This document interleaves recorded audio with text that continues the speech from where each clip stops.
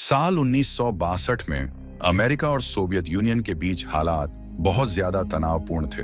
अफवाहें चल रही थीं कि सोवियत जल्दी ही एटम बम गिरा सकते हैं। इस डर से अमेरिका में लोग अपने घरों के पीछे बंकर बनवाने लगे। डॉक्टर कैल्विन भी अपने बंकर को लेकर बहुत गंभीर थे। वो उसमें कई सालों तक जीने लायक सामान इकट्ठा कर रहे थे। एक दिन कैल्विन और उनकी गर्भवती पत्नी हेलन ने अपने घर पर एक पार्टी रखी। सब कुछ ठीक चल रहा था कि तभी टीवी पर राष्ट्रपति जॉन एफ कैनेडी का लाइव संदेश आता है। वो बताते हैं कि अमेरिका सोवियत यूनियन के खिलाफ एक गुप्त मिशन की तैयारी कर रहा है। लेकिन कैल्विन घबरा जाते हैं।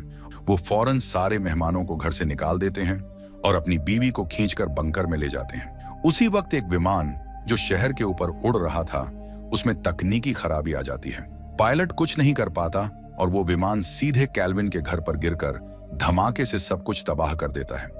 बंकर के अंदर कैल्विन को जोर का धमाका और कंपन महसूस होता है। उन्हें लगता है कि वाकई जंग शुरू हो गई है। वो बंकर का दरवाजा बंद कर देते हैं। कैल्विन अपनी पत्नी को बताते हैं कि अब यह दरवाजा 35 साल बाद अपने आप खुलेगा, जब हवा में फैले न्यूक्लियर रेडिएशन खत्म हो जाएंगे। उधर पुलिस और प्रशासन मलबे की जांच करने आते हैं, लेकिन उन्हें किसी के जिंदा होने का कोई सबूत नहीं मिलता। सब मान लेते हैं कि कैल्विन और हेलन उसी हादसे में मारे गए। दिन गुजरते हैं। कैल्विन बंकर में ठीक ठाक महसूस करते हैं, मगर हेलन वहां का माहौल बिल्कुल पसंद नहीं करती। कैल्विन की मदद से हेलन एक प्यारे से बेटे को जन्म देती है। उसका नाम रखते हैं एडम। धीरे धीरे दिन सालों में बदल जाते हैं। एडम होशियार और समझदार बच्चा बन जाता है। कैल्विन उसे हर वो चीज सिखाते हैं जो एक अच्छा इंसान बनने के लिए जरूरी है। वो एडम को पढ़ाई, बॉक्सिंग, फ्रेंच, लैटिन भाषा और स्टॉक मार्केट तक की जानकारी देते हैं। हेलन उसे घर के कामकाज और डांस सिखाती है। कैल्विन एडम को अपनी बेशकीमती बेसबॉल कार्ड्स भी गिफ्ट करते हैं और खेलों के बारे में समझाते हैं। लेकिन एडम को इतनी भीड़ भाड़ और स्टेडियम की कल्पना करना मुश्किल लगता है। दोनों माँ बाप एडम को अच्छे संस्कार सिखाते हैं। उनकी दिनचर्या बन जाती है। बंकर के अंदर ही नकली दुकान से खरीदारी करना, पानी के टैंक में मछली पकड़ने का खेल, पेड़ पौधों की देखभाल करना और एडम के लिए एक और कमरा बनाना जहां वो पढ़ाई, खेल और आराम करते हैं। इधर ऊपर जमीन पर जहां पहले उनका घर था, वो जमीन बिकती रहती है और कई बिजनेस बनते और बंद होते रहते हैं। पहले डाइनर, फिर पिज्जेरिया और बाद में नाइट क्लब। एडम 33 साल का हो जाता है। जन्मदिन पर उसे माँ बाप के हाथ से बनी चीजें तोहफे में मिलती हैं।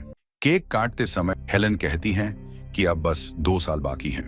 कैल्विन कह देते हैं कि उन्हें ये बंकर छोड़ते हुए दुख होगा। ये सुनकर हेलन गुस्से में जाकर एक कमरे में चीखने लगती है। साल 1997 में आखिरकार 35 साल पूरे हो जाते हैं।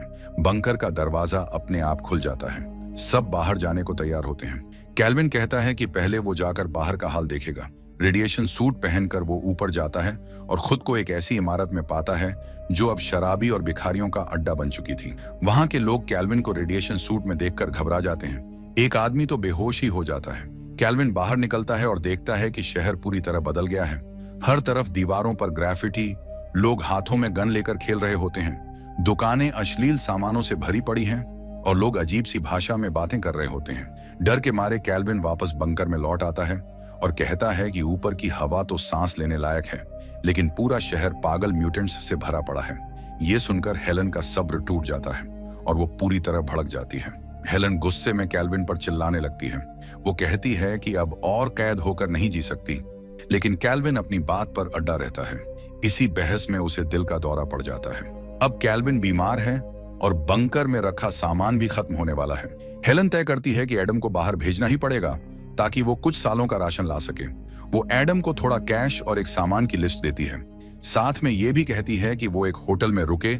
एडम के बाहर जाने से पहले कैल्विन उसे समझाता है कि अडल्ट वीडियो स्टोर के अंदर मत जाना, वहां बहुत ज्यादा रेडिएशन है। फिर एडम अपने सामान के साथ पहली बार बाहर की दुनिया में कदम रखता है।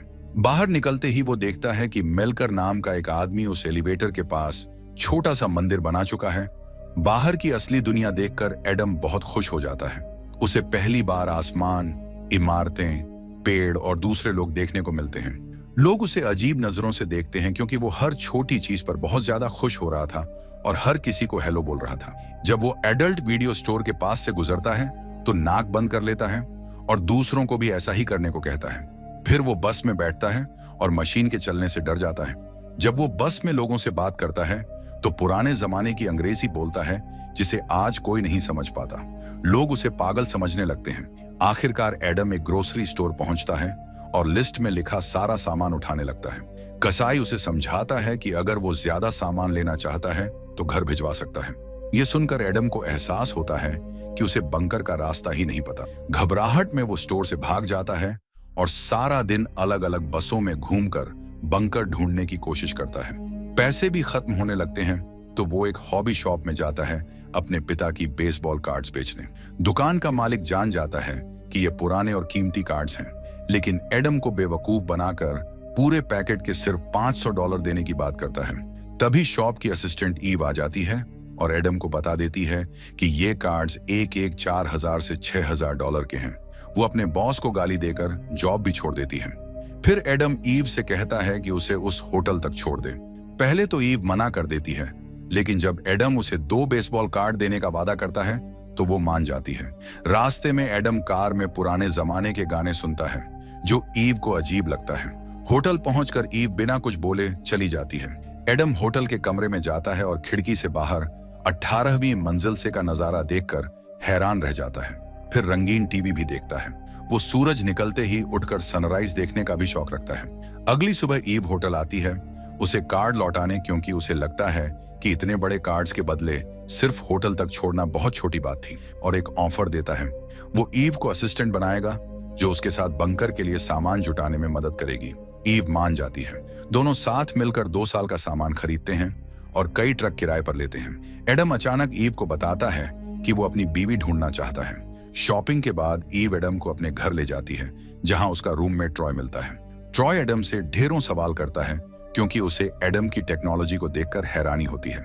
एडम झूठ बोलता है कि वो अलास्का से है और बिजनेस ट्रिप पर आया है। उधर हेलन भी बंकर से बाहर झांकने के लिए लिफ्ट में चढ़ जाती है, लेकिन जैसे ही वो मेलकर और उसके अजीब दोस्तों को देखती है, डर के मारे फिर अंदर चली जाती है। अगले दिन ट्रॉय एडम को नया लुक देता है। उसके लिए अच्छे कपड़े लाता है और एडम पहले से भी ज्यादा स्मार्ट लगने लगता है।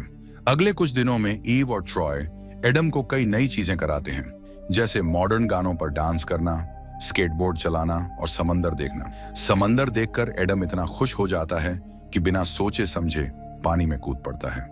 वो एक बेसबॉल मैच भी देखता है। एक दोपहर बारिश शुरू हो जाती है। ईव जब उसे देखने आती है तो एडम खुशी में उसे गले लगा लेता है और कहता है कि उसके पापा इसे चमत्कार कहते हैं। शाम को ईव और ट्रॉय उसे एक पुरानी स्विंग डांस क्लब में ले जाते हैं ताकि उसकी किसी लड़की से मुलाकात हो सके। क्लब में लड़कियां उसकी सादगी, तमीज और अच्छे लुक्स पर फिदा हो जाती हैं। ईव की एक दुश्मन भी एडम का ध्यान अपनी तरफ खींच लेती है, जिससे ईव को जलन होने लगती है। ईव एडम को किनारे ले जाकर कहती है कि उसे कोई शरीफ लड़की चाहिए, कोई ऐसी वैसी नहीं। फिर एडम एक और लड़की को डांस के लिए बुलाता है और दोनों शानदार डांस करते हैं। सब लोग उनके डांस से इंप्रेस हो जाते हैं। ईव जलन छुपाने के लिए अपने एक्स बॉयफ्रेंड से बात करती है, जो एडम का मजाक उड़ाता है और उसे लड़ाई के लिए उकसाता है, लेकिन एडम अपने बॉक्सिंग के हुनर से उसे आसानी से भगा देता है।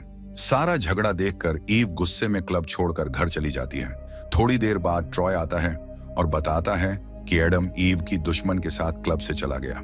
ये सुनकर ईव को एहसास होता है कि वो एडम से प्यार करने लगी है। गाड़ी में बैठते ही खिड़की पर किसी की दस्तक से डरकर गिर जाती है। देखती है कि वो एडम ही है। एडम उसे उठाता है और उसकी चोट साफ करता है।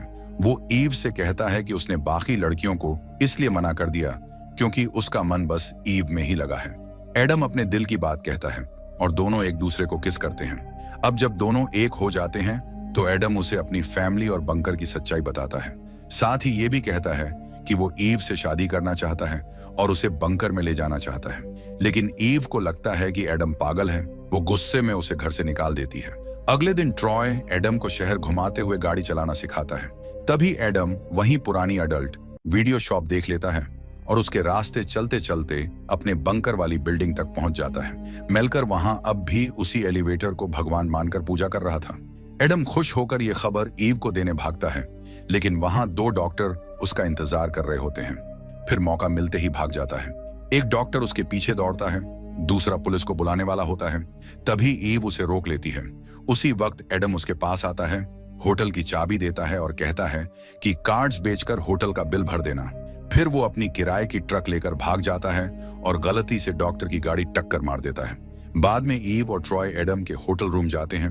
वहां उन्हें 60 के दशक की चीजें और कैल्विन के ऐसे स्टॉक्स मिलते हैं जिनकी आज कीमत करोड़ों में है।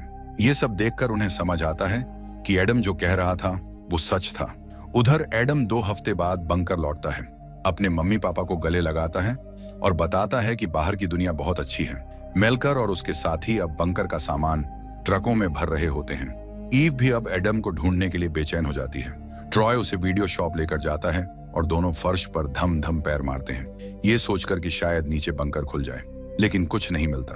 तभी वो देखते हैं कि एडम पास की बिल्डिंग में घुसने वाला है। ईव दौड़ कर जाती है और किस करती है। एडम उसे अपने मम्मी पापा से मिलवाता है। कैल्विन और हेलन को ईव बहुत पसंद आती है। साथ में डिनर करते हैं। कैल्विन फिर एडम को शादी और बच्चों के बारे में समझाता है, लेकिन एडम कहता है कि नई जिंदगी शुरू करने से पहले 2 महीने इंतजार करेंगे। अगले कुछ हफ्तों में एडम और ईव कैल्विन के स्टॉक्स बेचकर करोड़पति बन जाते हैं। शहर से बाहर एक नया घर बनाते हैं जो बिल्कुल पुराने बंकर जैसा होता है। मेलकर भी अब सुधर चुका होता है और शराब छोड़कर उनकी मदद करता है।